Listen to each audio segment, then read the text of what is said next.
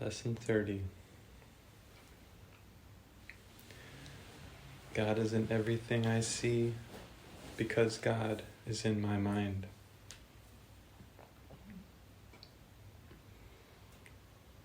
The idea for today is the springboard for vision. From this idea will the world open up before you, and you will look upon it and see in it what you have never seen before. Nor will what you saw before be even faintly visible to you. Today we are trying to use a new kind of projection. We are not attempting to get rid of what we do not want, what we do not like, by seeing it outside. Instead, we are trying to see in the world what is in our minds, and what we want to recognize is there. Thus, we are trying to join with what we see, rather than keeping it apart from us. That is the fundamental difference between vision and the way you see. Today's idea should be applied as often as possible throughout the day. Again, it is God is in everything I see because God is in my mind. Whenever you have a moment or so, repeat it to yourself slowly, looking about you and trying to realize that the idea applies to everything you do see now, or could see now, if it were within the range of your sight. Real vision is not limited to concepts such as near and far. To help you begin to get used to this idea, try to think of things beyond your present range, as well as those you can actually see as you apply today's idea. Real vision is not only unlimited by space and distance, but it does not depend on the body's eyes at all. The mind is its only source. To aid in helping you to become more accustomed to this idea as well, devote several practice periods to applying today's idea with your eyes closed, using whatever subjects come to mind, and looking within rather than without. Today's idea applies equally to both. God is in everything I see because God is in my mind.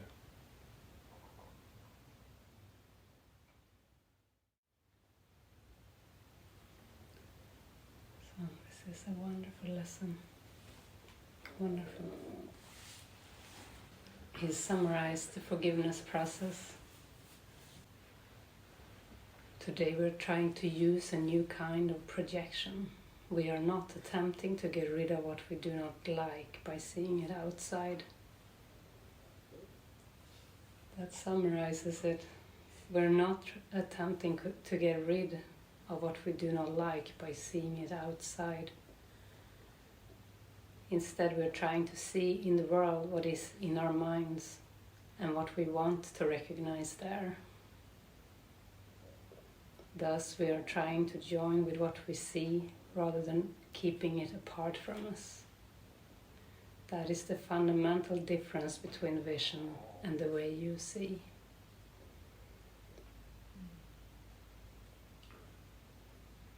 It's fantastic. The end of projection.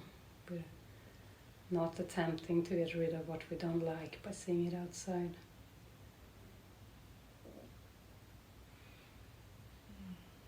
And instead, we're trying to see in the world what is in our minds.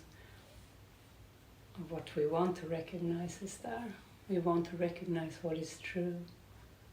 And that's what we want to see in the world. To recognize in the mind what is true. By seeing it in the world. By seeing truly. By withdrawing our projection, our opinion, our fear, stuff we don't like, we have projected outside.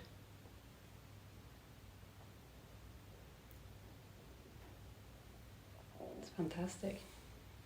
Even the line before. What you saw before will not even be faintly visible to you anymore.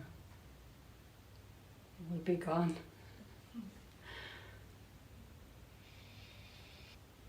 This idea is the springboard for vision. From this idea will the world open up before you, and you will look upon it and see in it what you have never seen before. Nor will what you saw before be even faintly visible to you. So beautiful.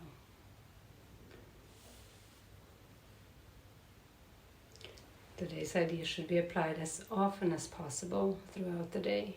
Whenever you have a moment or so, repeat it to yourself slowly, looking about you and trying to realize that the idea applies to everything you see now, could see now, if it were in the range of your sight. So everything you can think of.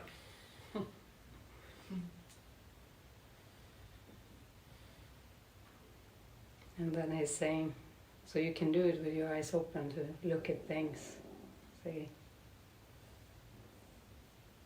God is in everything I see because God is in my mind. But real vision is not only unlimited by space and distance, but it does not depend on the body's eyes at all. The mind is its only source.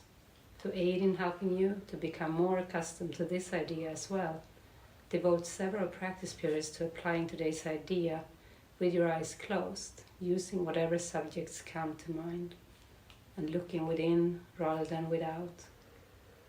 Today's idea applies equally to both. It's a wonderful idea to practice. God is in everything I see because God is in my mind.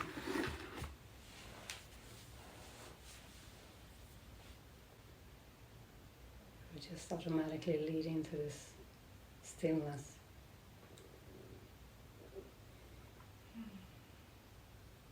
You can just walk around today, think about this, with every thought you have or everything you see.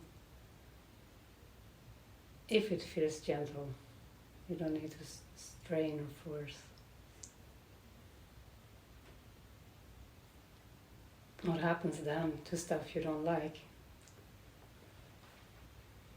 If it's coming from your own projection, how could you ever continue to complain about it? You know it's not an outside source.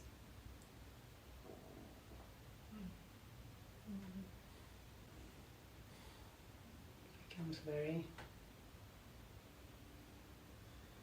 soft, like there is no need to be angry at anything or be upset or afraid. You can even say, God is in everything I hear because God is in my mind. The ambulance we heard, church bells, the fire. The thing. Perfect.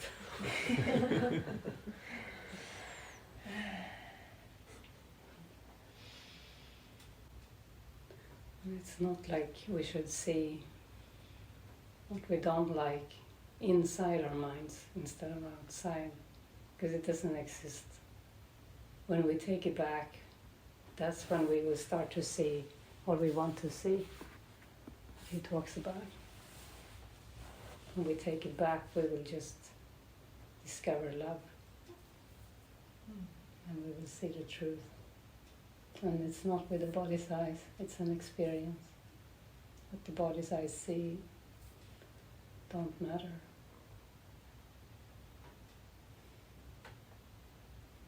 When we have done that process. But I wanted to have a little expression, could I? Yes. In fact, I didn't like to express because I think my ego took me one more time. And thanks to Vanessa that told me in the kitchen, no, express that. Yesterday I felt full myself strength. Thanks to all these days, and after the movie, I went to sleep at midnight. I woke up and they all came to visit me, giving me thoughts of my future and more suffering in the future. Like, you are going back to Angola, blah, blah, blah, blah. So I decided, okay, I'm gonna turn on the light. And I saw a video from David that took my attention. And the name was something like How to Be Happy in This World. And he explained that the key to understand the course is to be humble and to accept and to recognize that our perception is wrong. Later I slept. And this morning I also woke up and I did another video. And I had also another conscious of one thing that till right now I had not. When I judge, I'm not judging the person or the situation, or I am judging God. I am judging God, David said. Because God is in every one of you and in all the circumstances around. So in fact, what I am doing is rejecting, I'm going to say unconsciously or consciously, I don't think this is important, just rejecting him. And I wanted to keep all that. Later it was so natural. We were in the... all that was because yesterday during the movie, my ex wrote me a really cold message because whatever. A cold message. He sent me a message, cold one, because he has received a parcel for me that, okay, I wanted to cancel, but I have not arrived at time. And when I received it during the movie, I say to myself, well, Carmen, feel, first of all, in peace. And you will decide when it's going to be the time to answer that. And, well, this was what has, I think, caused that. So all this link perfectly well with the lesson of today. Yeah. On some level you knew this lesson was coming, so you prepare by bringing up what you believe so that you can work on it.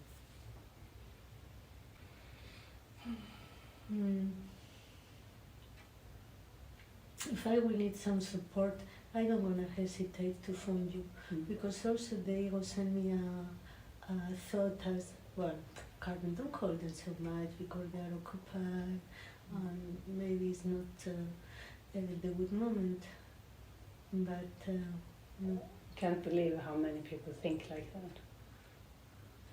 Yeah, most people, they are just busy. I'm not going to reach out. Yeah. But no, we welcome, send a message, then we'll just make a time to talk. Yeah.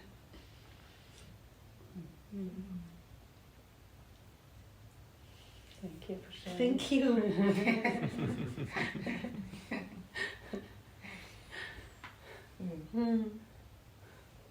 I have a short share. Yeah. I had this situation this morning, and I'm still having a difficulty to see what part was my ego and what part was me actually learning to just share my thoughts authentically.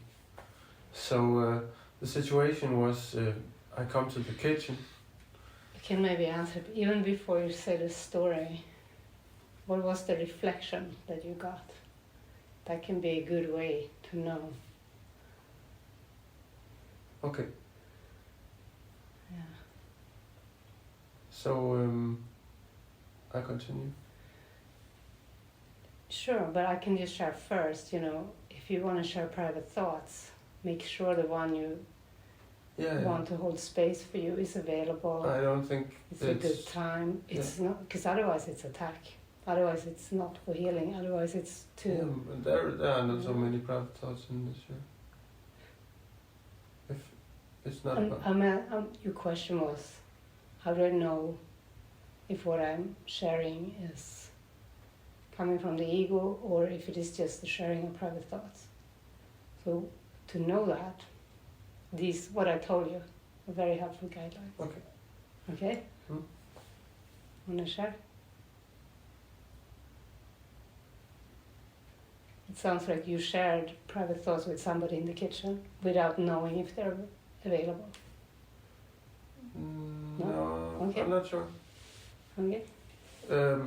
Well, I came to the kitchen and Vanessa and Carmen was speaking in Portuguese.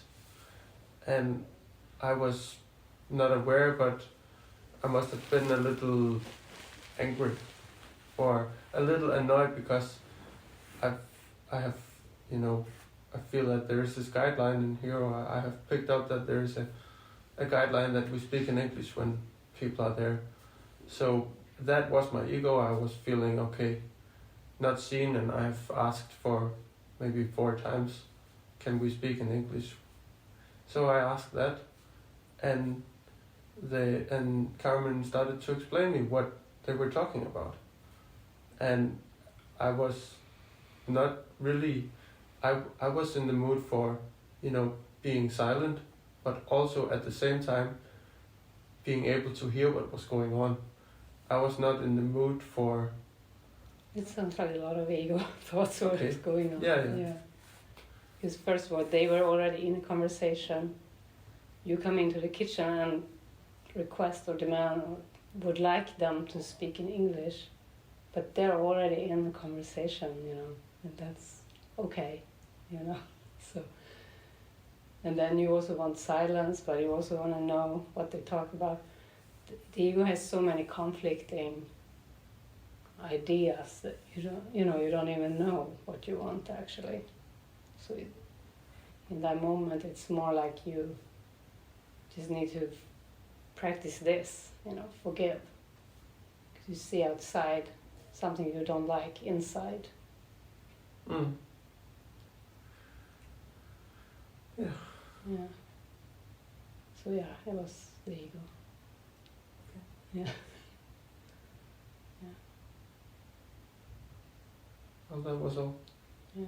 And it's okay to be curious and be, you can be gentle. You don't need to be harsh, like to judge as the ego, but you can be graceful. Mm. You can respect when you observe something around you, and really observe your own mind. Just see what's going on, and then when you've gone through your process, maybe you can ask. Or you can say, I was just curious what you talk about. Would you like to share with me, but not demand or that you have to know or should know, or that they shouldn't speak in Spanish, or, no demands. That's always the ego.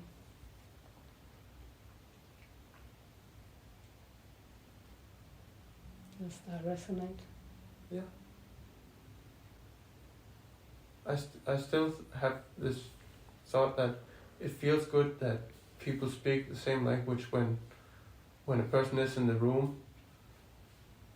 And it's something that I've heard other people ask you. So that feels good to me. And in general, but nobody else was there when they started that conversation, so I don't think they were hiding anything from anyone, And I heard Carmen share that Vanessa helped her see something in her mind this morning. Mm. So thank God that they had a way of communicating that. Mm. Beautiful. Thanks for bringing up. What was on your mind? That's good. Thank you. Yeah. Can I add one thing to that? Sure. It's come to my mind Yeah. a few times. Yeah. It's tuning into how you feel as well in that very moment. You know, why am I saying this? Is it, you know, is there a little bit of annoyance there? Yeah. Because I did hear something and I could feel there was a little bit of a slight tone of anger. Oh yeah. Yeah. So speaking from that place usually is ego. Mm. Yeah. So when you have that annoyance, does that mean that you should just shut up and go away, for example, or till you're not annoyed anymore? Or? Yeah. Like I Ready. said. Yeah. Like before you even shared the story, I already said the answer. What Okay. to do. Yeah. Mm. So when a person is because what happened was that Carmen wanted to tell me what the whole thing was, and I was just feeling I actually need silence to look at my annoyance. So in that, well, that's, I don't know what's gonna happen in the future. So Then you can apologize for asking. You know, you can say, "Oh, I'm sorry. I actually don't need to hear what was going on. I'm gonna go and look at my mind." You can just be courteous. Yeah. courteous. Courteous. Yeah. Yeah. Yeah. Be kind. Thank you to say that.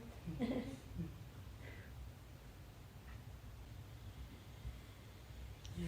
It's very good to realize the only problem with the world was a misperception. That's the only problem with the world. That is a very good news. If you learn to release the attack thought, it's just one attack thought. The ego is the attack thought. And you learn to release that, the world will come to you with love. You know, that's so beautiful. That's good. It's a moment by moment practice.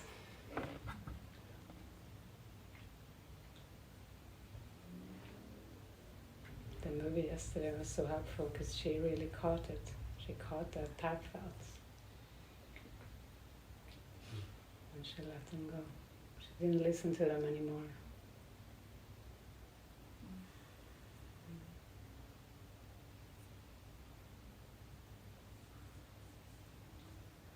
Yeah, and she seemed to go all the way with it, you know, with her question, like, what then? Then she thought about that, well then what then? And she kept going Yeah, until there was nothing, you know. yeah, You can nearly do that with the ego thoughts. Like what then? You know, just yeah, keep going Question with it. it. Yeah. yeah. What then? What is that for? Yeah. And there's a lot of that, you talked about humbleness. That's what it is. That's just to go and sit with it, you know. That's to be humble and let this rage. I'm never upset for the reason I think, you know. You think you're upset for that situation. Never. I'm upset because I see something that is not there. You know, it's very good use of time to, rather than get what you think the body needs or wants, or be in a room with people where you don't want to be at the moment, or, you know, go and sit with the emotions. That is so meaningful, you know.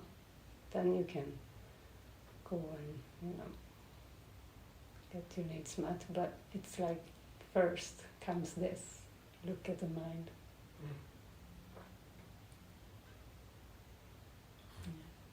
I like that. Yeah. Thank you. Very good.